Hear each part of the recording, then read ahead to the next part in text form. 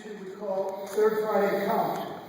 On the third Friday in September, a count of students is taken in Wisconsin public schools and in Milwaukee voucher or choice schools. Per student state funding for each school is based on that count. For years, we've heard from MPS principals and officials that following that count, that head count, large numbers of children are pushed out of voucher schools into MPS schools.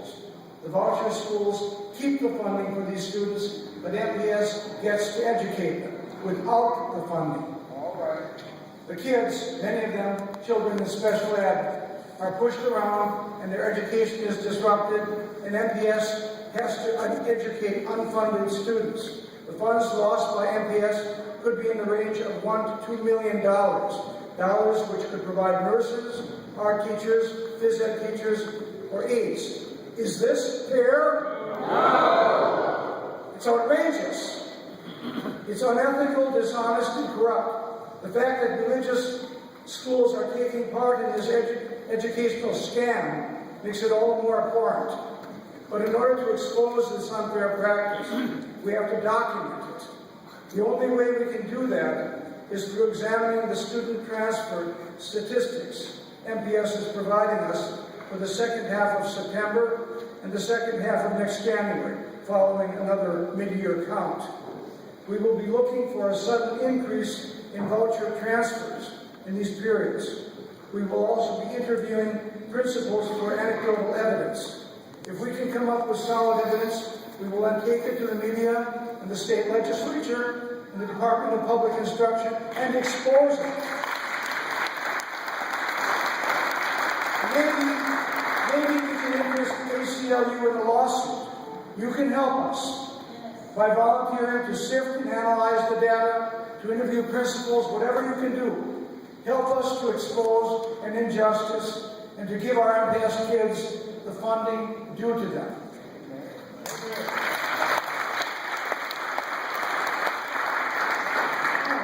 My name is Gail Hicks. I am one half of Women Committed to an Informed Community. The other half of the team, my partner in crime, is Marva Herndon. We, along with Robert Tom, are members of the newly formed Education Coalition. Marva and I got involved in this political educational concern just being nosy. We attended a district community meeting. The meeting was about a school coming into the community. By the time we left the meeting, we were so irate and frustrated, we had to stop out for some liquid refreshments to discuss what we had just heard and witnessed. So, for the past year and a half, we have been trying to find out who some of the key people are in the charter voucher movement, how these schools are funded, why the mayor and common council president was recruiting outside organizations to come to the city to open schools. Why is MPS chartering schools that they say do no better than the public school?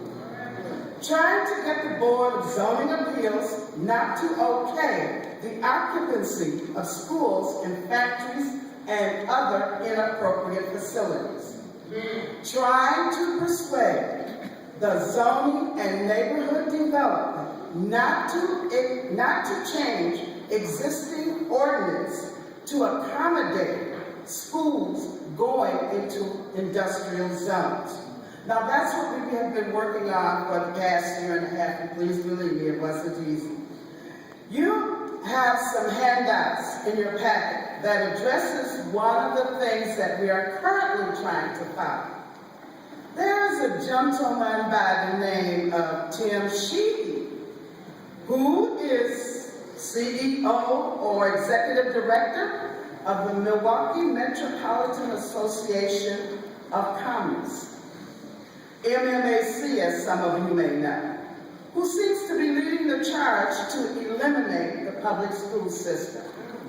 We included this information in the packet because we find it is very disturbing.